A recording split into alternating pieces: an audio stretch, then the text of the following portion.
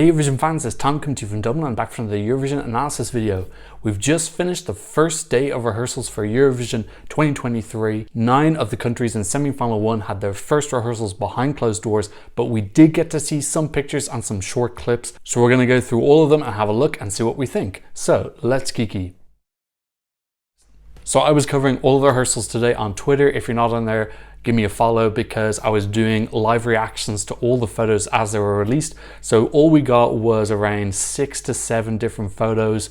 And then on top of that, we also got a short TikTok, which was kind of just a little bit of behind the scenes stuff, getting ready, and then a short bit of them going on the stage. Some really unofficial camera cuts, which are definitely not going to be used in the performance, and then them coming off and saying that was really fun. So in case you don't know the structure, these rehearsals were 30 minutes long, which means that they probably would have gone through their show maybe 3 or 4 times. Generally with these early rehearsals, they're just trying things out. They're getting the acoustics correct. They're trying out the visuals. Some of them had pyro, but usually you only want to test out the pyro maybe one time and then save it because it's obviously extremely expensive. The other thing is that they can do all these takes. Some of them they might have the LED screens on, some of them they might not. They might change a few things up. These photos and clips presumably need to be okay by the delegation, so they would have to say, yeah, you can use those photos. So it's up to them how much information they want to release. For example, we saw today that of these 9 countries, very few of them appeared to be using the LEDs, but then again, they may have used the LEDs on the first and second take and then checked, okay, the LEDs are working.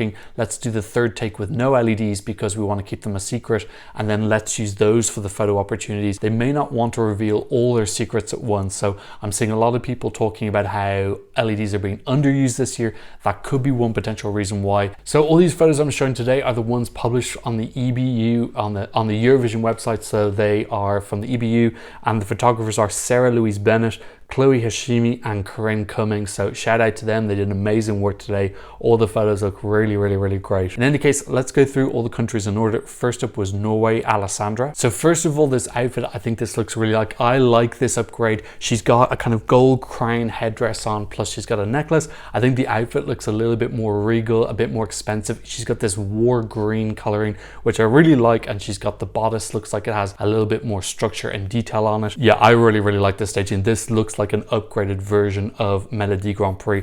Overall, the structure of the performance looks the same as Melody Grand Prix. We have the dancers behind with the kind of light batons. In the video clip, they showed that they're going to be behind her and doing the thing where they poke out behind her with their arms. This last picture where the panels are being turned, I think looks absolutely stunning. We're getting kind of like a darker feel here, very Game of Thrones, very kind of editorial, expensive, future feel, also mixed with this like medieval Nordic Vikingness. I love that kind of juxtaposition between the two. I think this looks really great. I saw some people saying that they thought this was a little bit underwhelming. I need to go back to how I felt when I saw her perform as the very first person in Melody Grand Prix, first semi-final, and I remember thinking, wow, this looks great. And this looks way more expensive than that January performance I saw. Obviously really excited to see the moving rehearsals on Wednesday, I think. Wednesday or Thursday. Yeah, backing dancers looking great as well. I like their outfits. Everything here looks really thought out and expensive, and Norway always bring slick staging. I know everyone talks about Sweden all the time, but Norway are also very polished as well. I still think this has got top 10 written all over it. I think it's definitely going to qualify. I think this not qualifying would be such a huge shock. But then again, these are just still images. Who knows? It could be very different when we see the moving thing.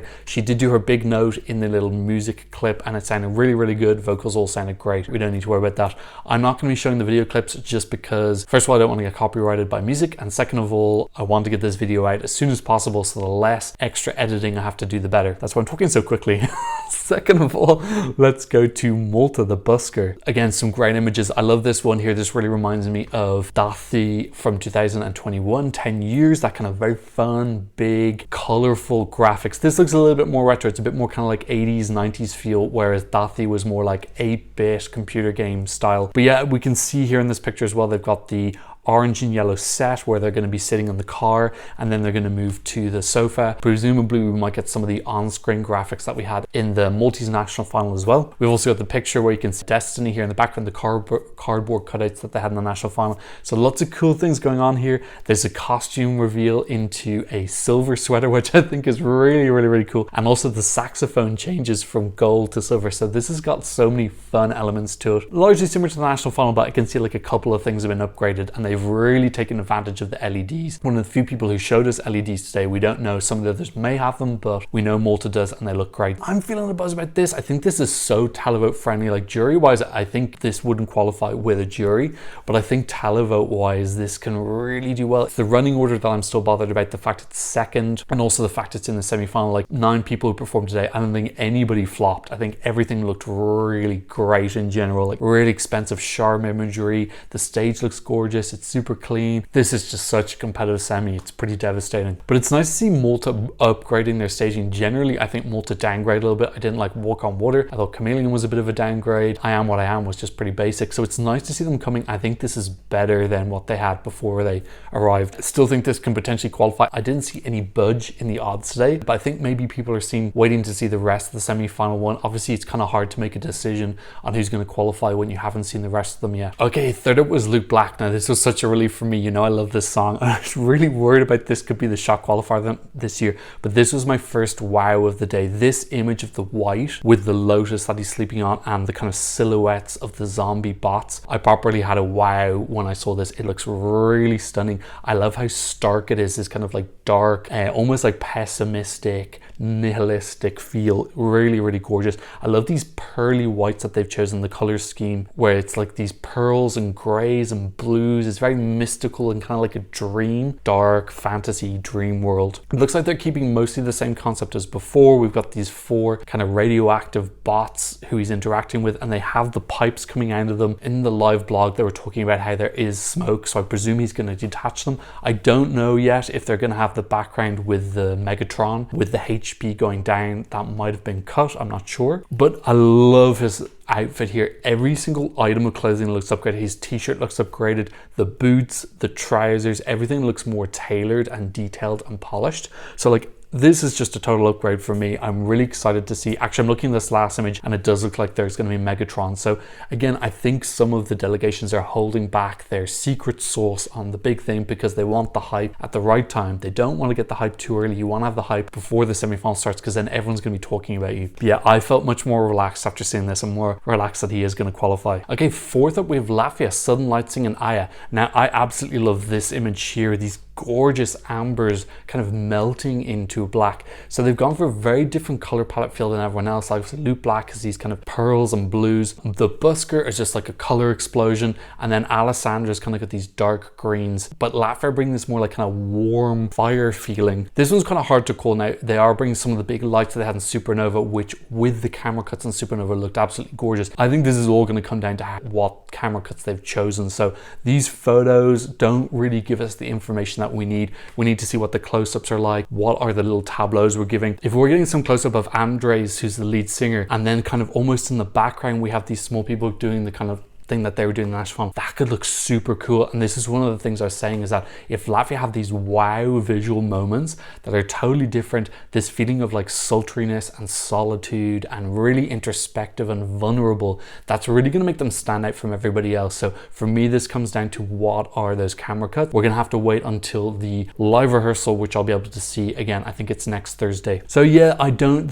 have to admit those images didn't increase their qualification chances in my head. I didn't get the information that I need to make that decision. I'm still hoping this can be a little bit of an underdog. Everyone came really strong today, so it's difficult. Okay, at this point, let's just show a quick poll that I did after the first 4 acts. Norway, Malta, Serbia, and Latvia, and we can see the one that people were most excited about was Serbia, 38.1%, Malta second with 26%, Norway third with 23%, and then Latvia last with 12.7%, but I think that their secret weapon has not been shown in those photos. Let's go to the 5th act, and that was Mimi Cat. So a couple things here. First of all, her dress looks absolutely and utterly sublime. The one that she had in Festival de Kansai looked a little bit homemade. It had a lot of tulle in it. I think that looks a little bit cheap. This looks really expensive. She's got this kind of blood orange red dress of ostrich feathers. It's very luxurious looking, very beautiful and expensive. I don't think she had her hair done as she's going to. I think this is just like a more casual hairstyle. I think she's going to have it done up for the actual show.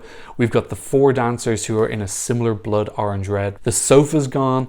The purples and fuchsia coloring that we had in the national final is gone as well, as is the sofa, the main prop. I was hoping that we're going to bigger and better props to the show, but it looks like they've gone for a bare stage and they're going to just lean heavily into the choreography and the interaction between her and her dancers. Again, this is a really hard one to call because we didn't get to see what that looks like. In terms of like just pure visuals, yeah, it was possibly a little bit underwhelming, but then again, I think that the core soul of this performance is her interaction and the theatrics that go on, and the photos just don't show that. So look, at the end of the day, I'm really happy with her costume upgrade. I think it looks way better, and I love that kind of like slightly 20s 30s feel from the ostrich feathers. I think that really leans into the cabaret Broadway feel. So look, I'm still excited for this, but I just can't get a feel for the choreography and the energy yet until I see the video. And once that happens, we'll get a better idea on whether getting rid of the couch was a good or bad idea. I reckon in the end it'll probably be a good idea, but I was hoping there was some prop. Still got a great chance to go through though, because she's an absolute superstar, and really no matter what staging you give her, she's a superstar regardless. So sixth up were Wild Youth. Now they've got stairs in the background, a little bit similar to Sheldon Riley had last year. They've gone for this kind of like a gold, silver, black color palette, which I think looks kind of nice, a little bit reminiscent from Malta last year, I Am What I Am. Now I was hoping there was going to be like a big concept here, and when I say big concept, I mean, you know, in kind of like Malta have like a big interactive prop, whereas this is more just the band performing on the stage with lighting. You know, the stairs I don't really consider a massive thing, so I kind of wish that the Irish delegation had just given them a little bit more help in terms of something really like very clever or innovative to work with, instead of kind of leaving it all down to the guys just having to perform the hell out of this one. So that's not a criticism on Wild Youth, it's more criticism on kind of like creative aspect. I was hoping the creative director was going to give them a bit of a leg up. So yeah, look, this is going to come down to creating an atmosphere in the stadium, a lot like Trenatool last year with Moldova, which I remember seeing the rehearsal to that and it looked so flat, and then when you put the audience there, it just like absolutely came alive and just exploded and people were going absolutely crazy. I think this is going to be the same. They've got the pyro, they've got this, Connor's got this gold cat suit, which I think people are going to find really entertaining in the audience. So yeah, I think this is very much going for riling up the audience, and then it'll just have a very different feel from everything else because I have that kind of like coming together, people unifying feel that's just quite different to everything else, which maybe the act feels a little bit more detached from the audience. So I think that is their X factor that they need to lean into, and they're a very good band live, so hopefully they can do that. I just wish they'd been given a little bit more help from the delegation, but then again, maybe there is some secret thing I don't know about that they didn't want to show in these photos, so it might be too early to say that. Okay, let's go to number 7, and that is Croatia. Let 3. So yeah, this looks really great. I love how vibrant and beautiful and colorful this is. I think the only person who's kind of close to them in terms of a color palette is Malta, but they're so far away. And then obviously Finland has some overlap in this. It's very crazy. It's Barty, but that's song number 15. So there's kind of a nice spacing between the like really fun, vibrant, colorful songs. My main thing is I wanted this to look expensive and polished and put together, and I really got what I wanted. This looks great. I'm still not mad on the fact they're doing the Macarena dance in a flat line at the start. I think that's a little bit disappointing. We have to wait and see. Maybe this is going to be upgraded. I was hoping they would be kind of like, they would play with depth, have one person in the back, one person closer, one person on top of something, just to make it look less like a flat high school performance. Yeah, that aspect I'm still not mad about, but the LEDs here are reused really well. They look fantastic. I love the psychedelic gender fluid person that they have in the LEDs. Looks super cool. We have an image here where they're all lying on the ground, and then of course the rockets come out. That was one of the main things. So they had to get rid of the nuclear symbols on the rockets, but otherwise, like, this is going to be very grabbing. The video clip was really cool. It showed lots of heads popping up and lots of fun stuff happening, and then vocally it sounded good. So I'm quite confident this is going to go through. I got 90% of what I wanted from this in terms of making it look legitimate and expensive and polished, so I can't complain. Yeah, no one's going to forget this. This is just going to be an unforgettable performance. You know, some people might remember it and hate it, but at the end of the day, you do need to be remembered in a semi-final of 15 people. Okay, 8th up we have Switzerland. So a really stark contrast to Croatia. Sasha Jean-Baptiste is doing the staging. You know she loves dark, and you know that she loves red, and she's brought both of them. Although the main color palette here is black, I really love his styling. He's got like these metal Mario pants. It looks like a suit with the sleeves cut off, a little bit like Sub-Zero in Mortal Kombat. That's some 2 computer game references in one review. You're welcome.